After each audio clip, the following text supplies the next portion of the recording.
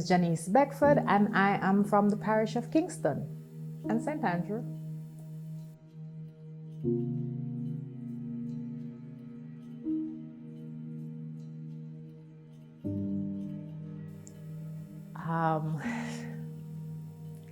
I would say when I made the decision to end my 14-year relationship with my children's father, to say the relationship was toxic, and to be honest, it didn't start toxic. We were good for a couple of years, and then the cheating started, the lies, the what I would say narcissistic behavior at this point, that now that I've learned that that is what that was. So I didn't grow up seeing many very good examples of relationships. And I wanted my own children to basically have a mother and a father. We weren't married, and that never really bothered me that we weren't married, but we were in a committed relationship. We lived together. We were trying to build something together. At least I was trying to build something. And I bent over backwards trying to help him along the rest of the way. I invested in his businesses. I backed him up at every turn. You know, whatever was happening, whatever went wrong, I was always there. When, you know, he couldn't, I would. But then he started to blame me. Oh, you act like you're wearing the pants in the house. Oh, you this, you that. I borrowed money so that he could start a business. He was supposed to pay me back. I ended up having to pay it off myself. I was told that, when I tried to make suggestions to like improve the business, I was told that, it was only because I borrowed the money. So it was just a lot of things. It was just, it was just a lot. And then his brother died in 2015. And when his brother died in 2015, we went to the family. They have a big family house in Ocherius. And his brother was to be buried because they came from a district down that side in St. Anne. And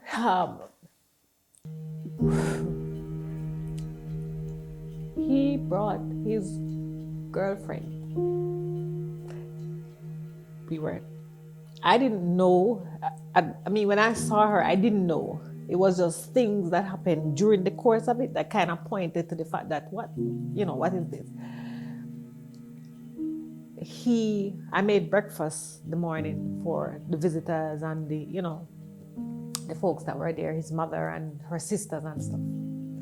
And I gave him breakfast in the morning. And he took the breakfast and he gave it to her. How I knew was that he left the kitchen with the breakfast, but I was still in the kitchen cleaning up. And the young lady came downstairs to the plate. Now, she had come with a group of other people that were supposed to be his friends. I guess that was the hide. So she came with them. And I decided then in that moment that with everything else that was happening, that this was it for me. Literally, I remember having to hold myself because none of my family was there, just me and his family. And I remember having to literally hold myself. I couldn't believe that after everything that I'd done, every single thing that I tried to do, just for us to be together and for us to just for me to just, because I wanted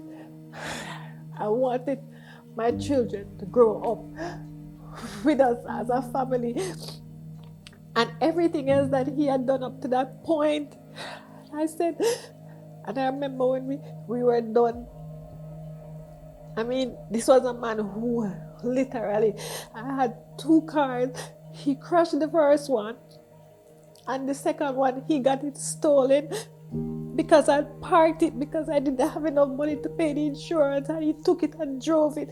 And when he drove it, I wanted that car to be sold to buy a house because the house we lived in was his family's house and stuff. And they stole my car and it had no insurance.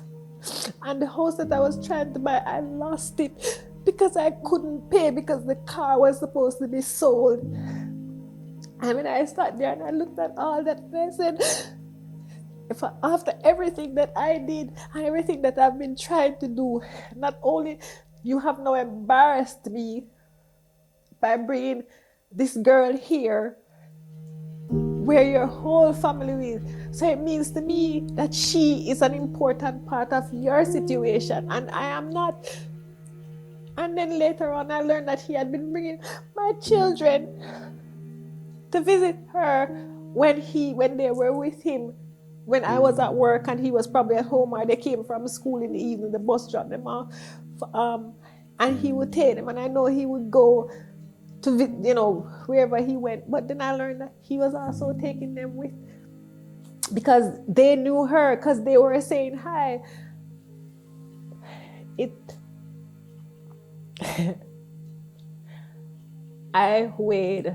At the time I weighed 145 pounds.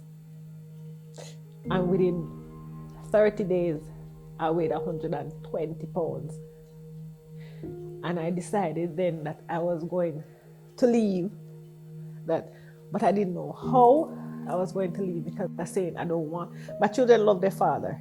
And I mean, he was not good to me, but he was their father and he was good to them. And I couldn't figure out how I was going to leave. I spoke to my aunts overseas. That's what I was trying to see if I should just cut with them for a holiday and don't come back. But I've never truly been desirous of living overseas. And it took me a year, one whole year. And I think when I actually told him I was leaving, I was actually just fed up. I'd just gotten into UWI. UWI was my dream. And I'd gotten in finally. And I told him. And instead of being supportive, he said, yeah, I always study something, or some crap to that effect. I remember I was. And we had a small home office, and I would close myself off to do the online segment because I had to go probably 2 days, and I remember the other days were like online, and I'd close myself off in the office. And he would constantly be, not even the kids, he would constantly be coming in, opening the door, this, that, and all of that stuff. And I think one evening while I was there, he came in and he sat down. I'm like, what? And he started some stupid argument, and I turned the class off. And I said, I'm done. And he said, what do you mean? I said, I'm done. He said, what do you mean? I said, I'm done. This is over. This is done. I am leaving. I am moving out. I'm going to find somewhere. And honestly, I didn't have the first cent to find anywhere because I was literally financing the whole family at that point in time. I said, I'm leaving. Just give me a little time. Let me find somewhere to go and stuff. And I left. Because I left even faster than I wanted to, because he then started to, oh, you can't stay in here if we can't, this or whatever the case is. And I left. My cousin was overseas doing hotel work at the time. And she said I could go and stay in her little room that she had. And I left. I left with nothing except my 2 children and our clothes. But I left.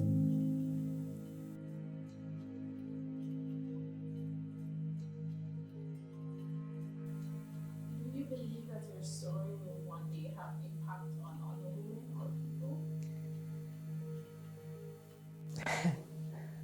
I do. I'll be honest though and say that I don't share it with a lot of people, mostly because I always think that, for me, I think that a lot of things between personal relationships like that, is what it is, but I'm learning that I probably need to put it out there because there are other people going through the same thing and they probably don't have the courage to just get up and go or the facility to get up and go. So I'm learning to share. And I think if I'd like to think that at least if I share it will help even one person to see me and say, you know, if she can do it, then I can do it too. Whew. It was rough, particularly because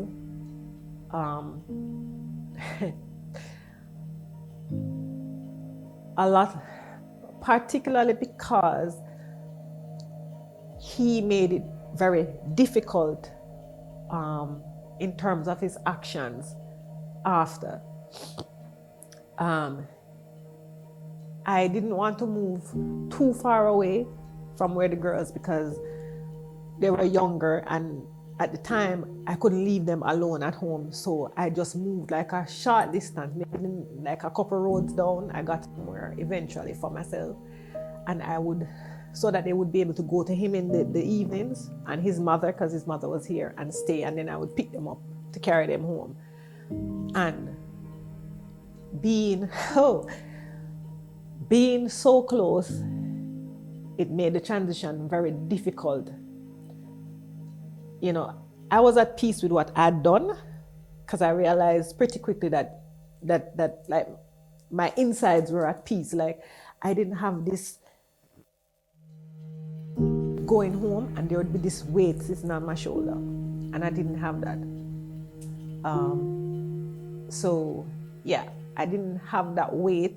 That weight came off. I realized I was happier even though I was poorer. I would say poorer because, you know, it was a struggle. I was doing everything by myself. I was now paying rent, which I never used to pay before. And, you know, the bills plus the girls, plus he literally refused to do anything. He wouldn't, there was no money, no nothing. He wouldn't, you know, all of that.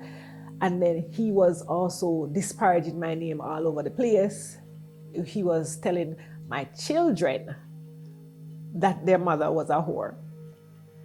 He told my big daughter that I was a concubine, and he told her, well, I'm not gonna say this on here because you know it's less PG. Yeah, so he told her a bunch of things, and you know these are two young, telling these two young girls these things about their mother who they have never seen their mother in that light. So it was a really difficult transition. I had in the time I had to be thinking about them more than myself. So I had to be working with them. I had to take my big daughter to see a therapist. It was really, really ridiculous. So it took me a long, good stretch, like about really 2 years, to start to come into myself. And basically to kind of be the person that I'm here as today, it was a difficult transition, you know.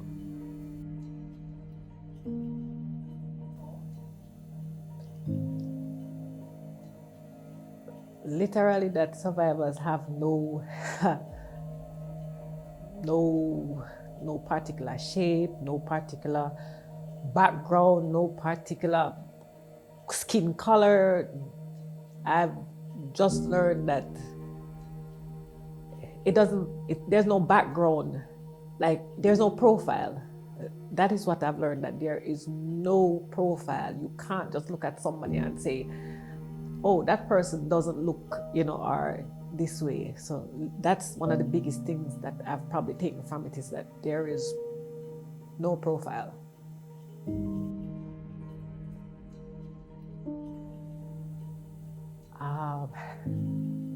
Get out, get help. Help is there. It's not always help that you have to pay for, because a lot of times a lot of people think that the help is help that you have to pay for, but there are places that will help you without, it's just getting the right help. But the truth is that you kind of have to want the help. And you might not be there yet, but You'll get there and you'll be fine. Honestly, you will be fine. It may not look like that at first, but you'll be fine.